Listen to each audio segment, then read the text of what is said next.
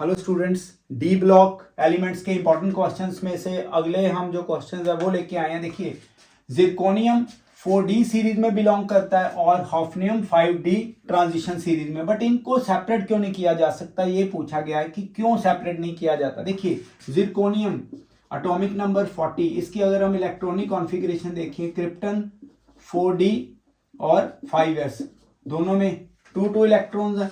और अगर हम बात करें हॉफनियम की, हॉफनियम एटॉमिक नंबर 72, यहाँ पे जीनोन, और इधर ही डिफरेंस आएगा। देखिए 4f14 5d2 और 6s2। अब देखिए, जब इन दोनों में इलेक्ट्रॉन्स की फिलिंग होगी, जिरकोनियम में और हॉफनियम में, यहाँ पे ये वाला जो ऑर्बिटल है ये रोल प्ले करेगा। ये जो 4f है, इसकी जो शेप है इट इज हाईली डिफ्यूज्ड है, बड़ा ही डिफ्यूज्ड ये ऑर्बिटल है। ये देखिए एफ ऑर्बिटल हाईली डिफ्यूज्ड है। इसमें क्या होगा, इसकी जो शील्डिंग है, ये जो शील्डिंग होगी 4f की, वो बड़ी पुअर होगी, ये पुअर शील्डिंग, जिसके कारण क्या होगा, जो शेल है, आउटर शेल है, वो वाले जो इलेक्ट्रॉन्स है, आउटर शेल के इलेक्ट्रॉन्स और ये जो शेल, ये न्यूक्लियस के पास आ जाएंगे, ज्यादा कॉन्ट्रैक्ट हो जाएंगे, जिसे हम क्या बोलेंगे, लेंथेनॉइड कॉन्ट्रैक्शन।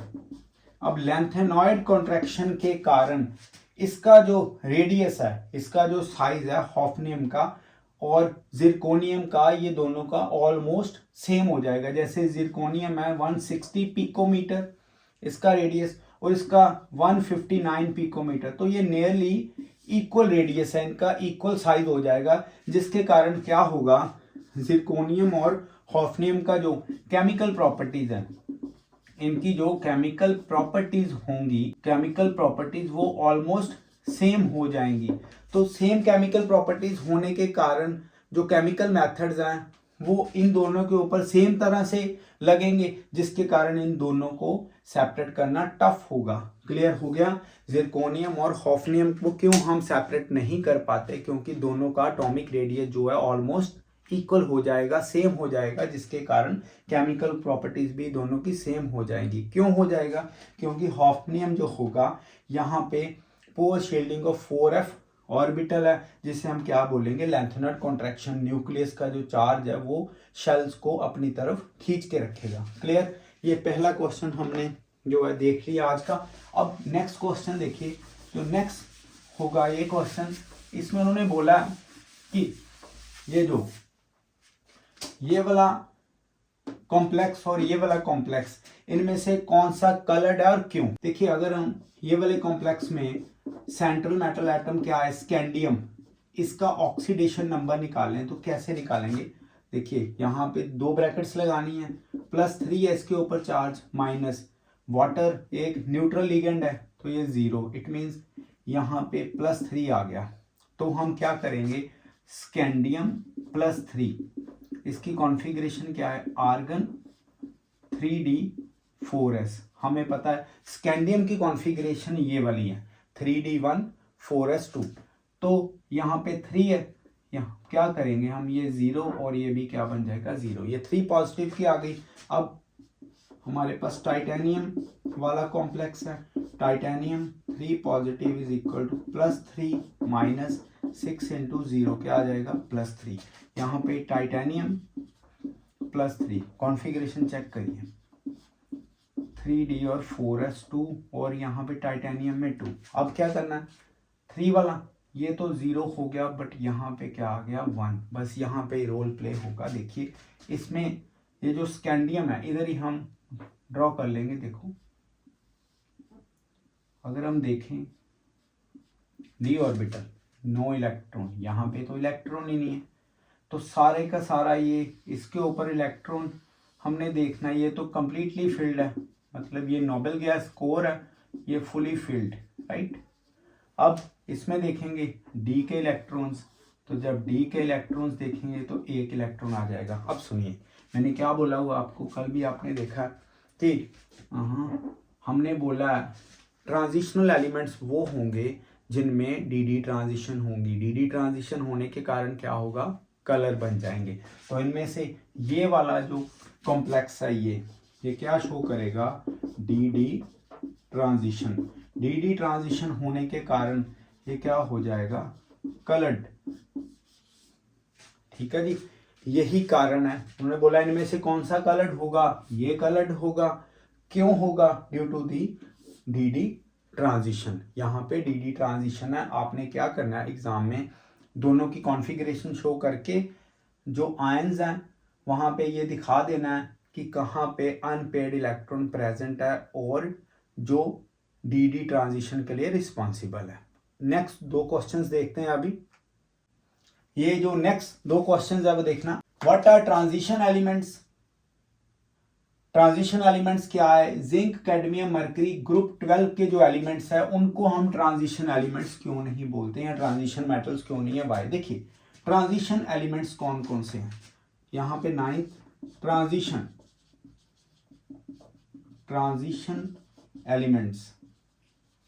ट्रांजिशन एलिमेंट्स वो वाले एलिमेंट्स हैं जिनमें डी ट्रांजिशन हो। यहां पे डी ट्रांजिशन होगी, क्यों, बिकॉज ऑफ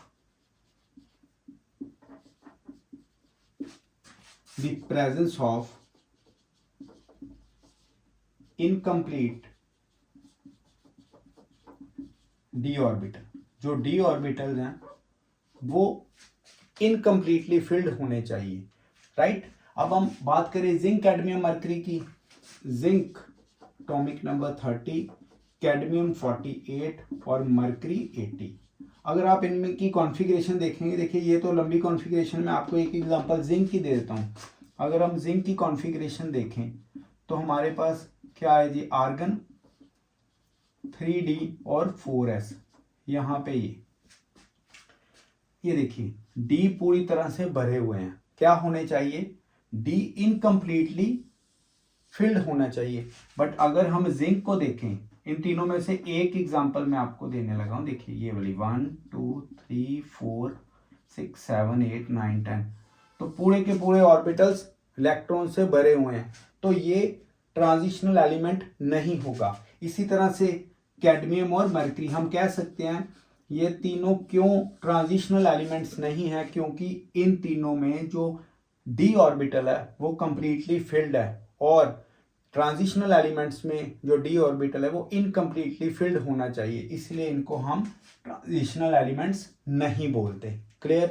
10th क्वेश्चन देखिए, यहाँ पे ये जो Cr2 पॉजिटिव आयन है और Fe2 पॉजिटिव आयन, इन दोनों में से ये बताया गया कि ये जो Cr2 पॉजिटिव वो स्ट्रॉन्ग क्यों है रिड्यूसिंग एजेंट, ये नहीं। अब देखिए समझना, जब कभी भी आपको रिड्यूसिंग एजेंट पूछा जाए, इट मीन्स वो वाला एलिमेंट या वो वाला आयन जो इलेक्ट्रॉन को लूज करे और अपनी जो अगली ट्रांजिशन स्टेट या अगली ऑक्सीडेशन स्टेट बनाएगा उसमें स्टेबल होना चाहिए।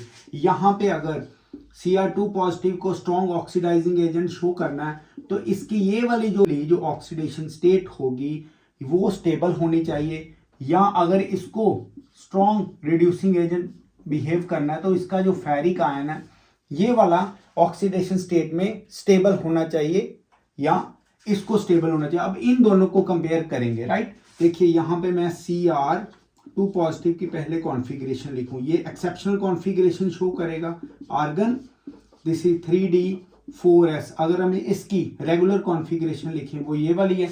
अब 2 इलेक्ट्रॉन्स निकले मतलब 0, और यहाँ पे कितने इलेक्ट्रॉन आ गए, यहाँ पे आ गया इसका 4, इसका 4 आ गया। देखिए 3D5 और 4s1, जब इसके 2 इलेक्ट्रॉन्स निकले तो ये बना हमारे पास 3D4 बना। अब हम करेंगे Cr3 पॉजिटिव की कॉन्फ़िगरेशन, तो क्या आ जाएगी, आर्गन 3D4s। अब 0 तो ऑलरेडी यहाँ पे है, अब एक इलेक्ट्रॉन और निकल जाएगा, ये बन जाएगा 3। अब इसके 3D को देखिए, अगर मैं 3D को यहाँ पे देखूं तो 1 2 3 4 और 5, 1 2 3।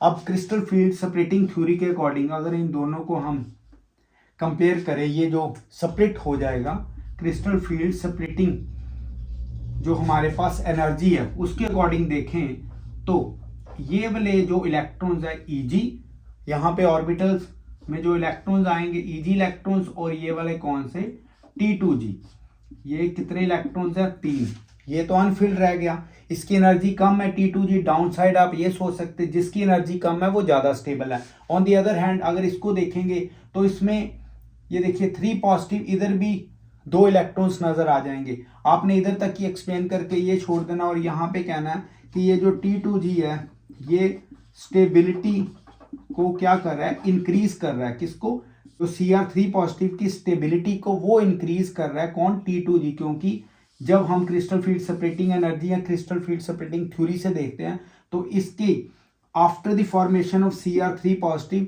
T2G में 3 इलेक्ट्रॉन्स आएंगे जो ज़्यादा स्टेबल होंगे, इसीलिए after the removal of 1 electron Cr2 positive जब Cr3 पॉजिटिव बनता है तो ये ज़्यादा स्टेबल। तो यहाँ तक कि हम आज वीडियो को ख़त्म करते हैं, देखते रहिए और नोट्स बनाते रहिए। Thank you.